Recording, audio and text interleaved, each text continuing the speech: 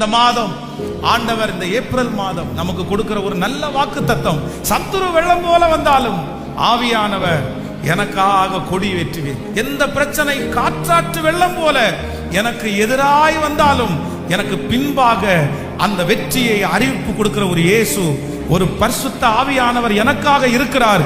சத்துரு வருவதற்கு முன்பாகவே எனக்காக அவர் கொடி ஏற்றுகிறார்.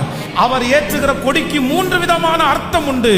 முதலாவது அர்த்தம், எனக்கு ஜெயம் நிர்ணயிக்கப்பட்டது, எனக்கு ஜெயம் முடிவிற்கு வந்தது, நான் தான் ஜெயிக்க போகிறேன் என்கிறதற்காக கொடி ஏற்றப்பட்டது.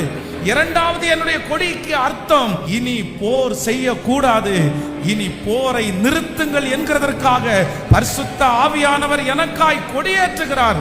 மூன்றாவதாக, எனக்காக பரிசுத்த ஆவியானவர் கொடிவேற்றுவதற்கு அர்த்தம், என் பிள்ளையினுடைய ஜெயத்தை விளம்பரப்படுத்துங்கள்.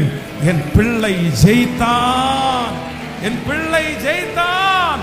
வெள்ளம் போல சத்துரு வந்தாலும் ஆவியானவர் கொடியேற்றுவார், கொடியேற்றுவார். எவ்வளவு பெரிய பிரச்சனை வந்தாலும் உங்கள் இருதயம் கலங்கவே வேண்டாம். உங்களுக்காக பரிசுத்த ஆவியானவர் கொடி ஏற்றிவிட்டார். ஜெயம் நிர்ணயிக்கப்பட்டது. நம்புறவர்கள் கரங்களை தட்டி